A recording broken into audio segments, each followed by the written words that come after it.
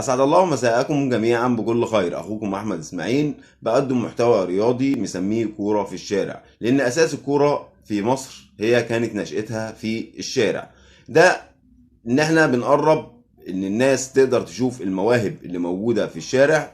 لو حد عنده ابنه أو حد عنده قريبه عنده موهبة في كرة القدم وليه فيديوهات، يقدر يبعتها لي على الخاص، وانا ان شاء الله باذن الله اقدر اشيرها على صفحتي على الفيسبوك اسمها كوره في الشارع، وكمان في صفحه على التيك توك اسمها كوره في الشارع. وباذن الله من غير مقاطعه نقدر ان احنا نشير الفيديوهات ديت، ونقدر نسوق ابنك او اي حد موهبه موجوده عندك، ابن عمك اخوك صاحبك، نقدر ان احنا نشير له الفيديوهات دي.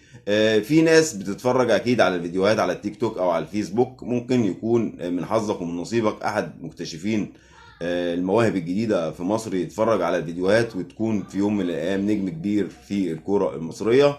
وانا اتشرف ان انا استقبل فيديوهاتكم على الخاص عندي، سواء على الفيسبوك او على التيك توك، وان شاء الله باذن الله هشير الفيديوهات دي.